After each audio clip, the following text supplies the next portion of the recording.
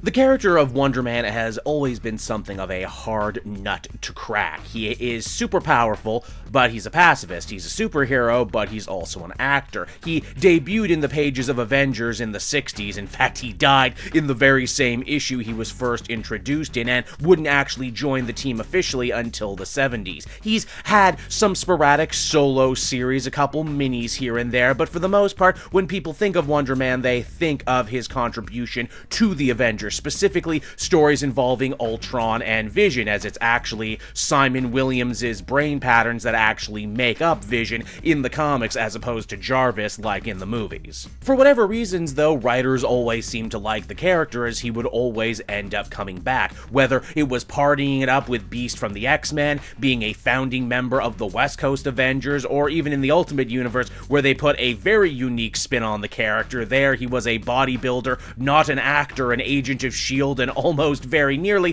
the governor of California.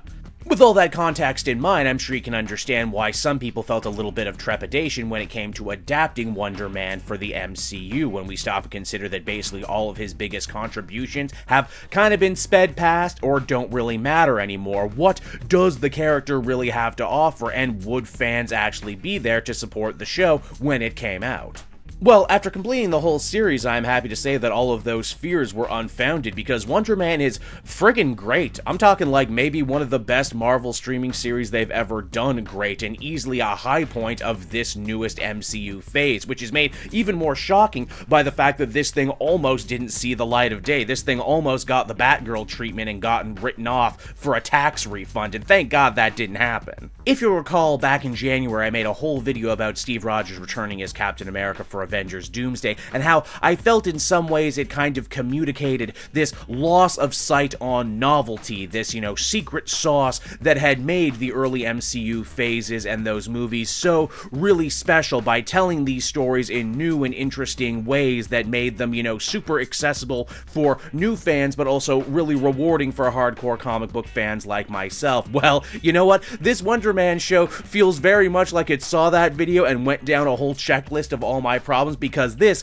is a series where novelty is front and center, and oh man, it could not feel more like a breath of fresh air. Wonder Man is without a doubt probably one of the most clever outside-the-box takes on Marvel material that I've seen since WandaVision, honestly. In fact, there's a lot of very similar DNA with that show and this one. If you've seen the trailer already, then you know the conceit. In the Marvel Universe, Wonder Man is already a pre-existing entity. It's the name of a very popular, if very cheesy, Flash Gordon-esque sci-fi movie, one that a young Simon Williams sees with his father before his death. This movie completely changes the young man's life, and what makes him want to be an actor in the first place. And when an adult Simon learns that famous art director Vaughn Kovac wants to try and do a Wonder Man reboot in the same vein as The Thing or The Fly, naturally, he wants to move heaven and earth to be part of this project, no matter what it takes. Now, I feel like when a lot of entertainment publications out there heard this pitch, they pretty much already got to work writing their article to try and get it halfway done before they even saw the show. I'm sure you saw it.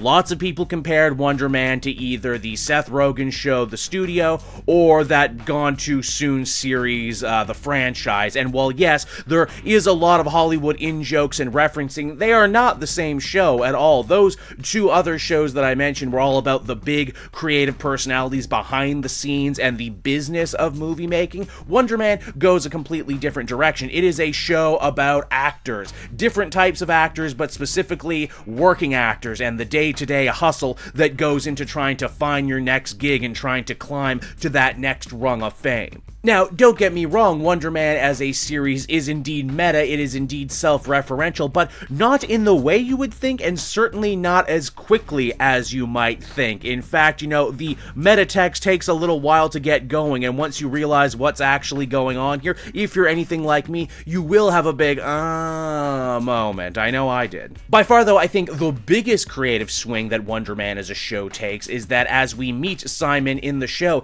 he already has Wonder Man's iconic iconic power set. In fact, he's had them since he was a young child. He's been living with them, suffering with them, and doing everything he can to try and hide away this part of himself, which in turn ends up leading to a lot of loneliness, a lot of isolation. The powers themselves really end up being this allegory for trying to keep a dark secret in Hollywood when you have to be so forward-facing and public.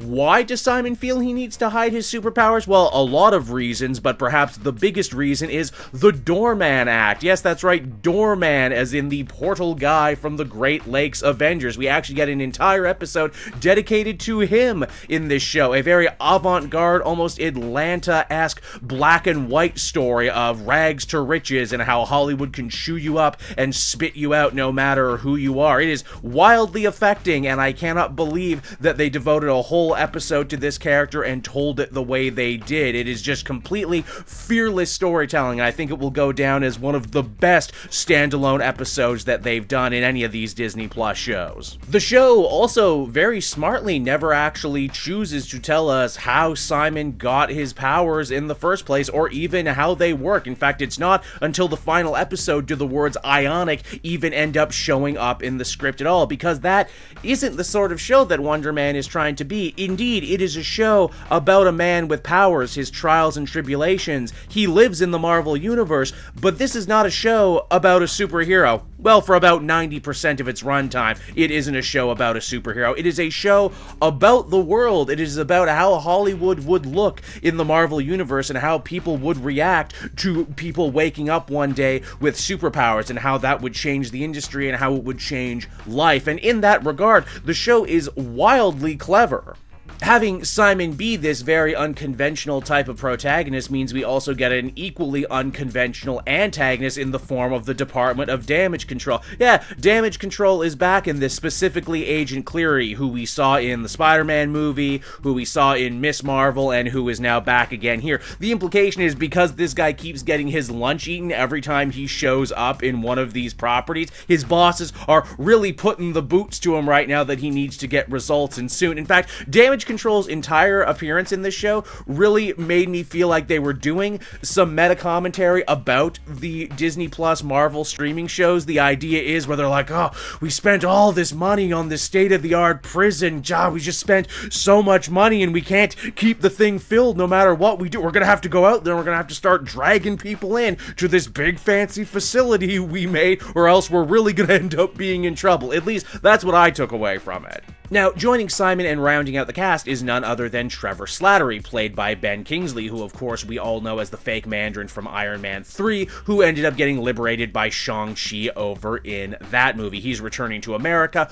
looking to try and restart his career, and in doing so, he ends up running afoul of Damage Control and getting roped into their scheme to try and get Simon. And oh man, let me tell you, Ben Kingsley is an absolute joy in this from start to finish. This might be the best performance as Trevor he has turned in, and man, the layers that they end up finding with this character, who wasn't even a comic character, who's an MCU original, just warms my heart. And the fact that we now have this full character arc from Trevor told across multiple movies and one DVD short is just absolutely mind-blowing stuff. At its heart, Wonderman really is a buddy show, and the unlikely cross-generational friendship between Trevor and Simon is the axis on which the whole thing really ends up spinning. They're both actors, but they couldn't possibly be more different. Simon is a real, method type guy. He needs to make notes. He needs to really learn and figure out how to inhabit the skin of the character he's playing, even at times when he ends up being really annoying and actually losing himself jobs because he asks too many questions. Trevor, on the other hand, he's just up for anything. He's fly by the seat of your pants. I'll do off Broadway. I'll do my part when I'm drunk, when I'm high. It doesn't matter, you know what? This is just the type of actor and performer I am. And man, when these two are on screen together, they really do end up making solid gold. It probably helps a lot, too, that Ben Kingsley and Yahya Abdul-Mateen lived lives very close to the characters that they're playing, and that a lot of the time it feels like they're not even acting at all all. They're just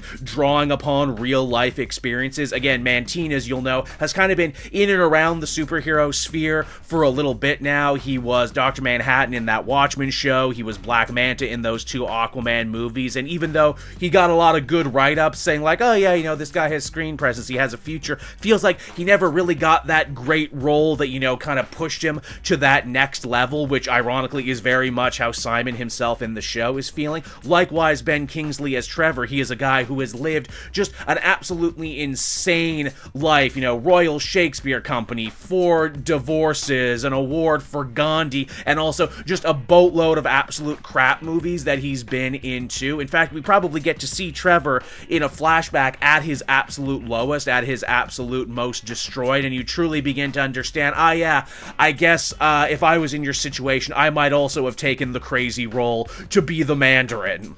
That's also kind of Trevor's character journey in this show as well. Can he ever possibly live down what he did as the Mandarin, or will it forever be this noose around his neck, the only thing people ever want to talk about when they see him? Can he outrun his sins, or maybe, just maybe, could embracing the role end up changing his life in a way?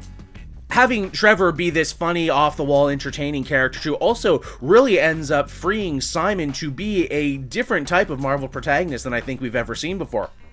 He's rigid, he's neurotic, he's got this stick up his butt that he's kind of got to deal with. He's a lot more serious, he cares about how people view him, specifically his Haitian family, who are a lot of fun in the show, and you get the distinct feeling that what this guy wants isn't really fame, isn't really fortune, it's to have a real friend, and to see the growth that he has over the show, and how him and Trevor grow closer together, but you also know that there's, you know, 1 or 2 dark secrets that's going to tear them apart at any moment. It makes for great dramatic viewing. Now, earlier on, I had compared Wonderman to WandaVision, and I really stand by that comparison. This show has just as much love and appreciation for Hollywood and movies as the WandaVision show had for, you know, the history of sitcom television, and it really bleeds into every aspect of the script. Simon and Trevor meet each other at a screening of Midnight Cowboy, and if you know the story of Midnight Cowboy, hey, their relationship actually kind of mirrors the 2 guys from the movie, so much to the point that the last song we hear in the show is actually the original song from Midnight Cowboy, Everybody's Talking at Me. And it doesn't stop there either. When the 2 men have to do a monologue for, you know, tape reading, they end up quoting scenes from Amadeus back and forth at each other. Amadeus, again, a movie about an artist and their relationship to their art, as well as how that relationship to their art can also bleed over and end up becoming deadly obsession. Hell, by far my favorite scene in the show, and it's a blink and you'll miss it one too, is when Simon is talking to Trevor on the phone. We were just briefly reminded about Trevor's history as the Mandarin, and Simon just so happens to walk by the famous Chinese theater in LA, a place that the Mandarin attacked in Iron Man 3, showing like, oh, this universe is still feeling the effects of what happened there, and it's just a great little continuity nod.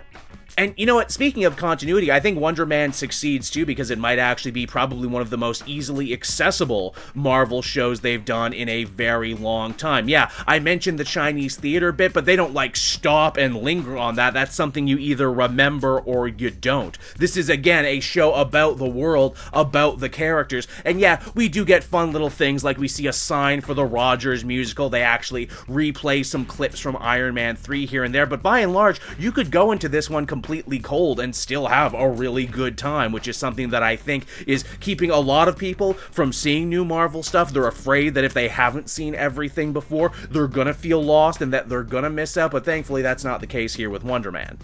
Wonderman also ends up having maybe one of the best and most eclectic soundtracks that a Disney Plus MCU property has had in, geez, I don't even know how long. Surprisingly, there's a lot of country western tunes in this one. Mamas Don't Let Your Babies Grow Up to Be Cowboys. They're gonna put me in the movies. Dolly Parton on the Johnny Carson show. I guess it makes a lot of sense because a lot of country songs are also songs about living and working in the entertainment industry, and what they say in those songs are very applicable to what Simon is going through. Heck, the last episode is called Mamas Don't Let Your Babies Grow Up to Be Cowboys, and cowboys could very easily be subbed in for actors. The show even gets into a little social commentary as well, too. I won't spoil the scene in question, but a character actually really ends up running down Hollywood's obsession with superhero movies, calling them opiates of the masses that glorify American imperialism. And I'm like, wow, I know they're kind of saying it in a jokey way, but the fact that they actually said it at all in a project like this is kind of amazing. At only 8 episodes, too, with episodes running 20 to 40 minutes, give or take, this actually ends up having probably one of the briskest runtimes for one of these shows as well. You can probably knock it out in a whole day. I know I did, and I was not disappointed. Crazier still, when the show is done, it actually seems to be done. Like, this has maybe one of the most, like, definitive endings in a show of this type that I have seen, and I don't even know how long. And I really appreciated the guts it took to say, hey, we told our story, and this is probably the end. I mean, this is comic books and superheroes, and nothing is ever the end, and if Wonderman actually did end up rocking up in one of the newer Avengers movies, I would certainly have no problem with it. But man, it was just one of those endings where it's like, damn, man, you did it. You actually did it. You brought it all together, all the arcs are complete, and I left feeling just so very, very satisfied with the whole thing. Is Wonderman the cure for superhero fatigue? Is Wonderman the thing to get the MCU back on track in the broader culture? I can't say for sure. I know I had a very good time with it. I know it was a feel-good viewing for me, and if you haven't seen the show, if you're on the fence, maybe this video will do enough to give you that little nudge over the edge. So yeah, until next time, everyone, I hope you enjoyed the video, and if you did, and the video does good, maybe I'll make more media critiques, maybe I'll make talking about more of these shows a regular thing on the channel moving forward in the future.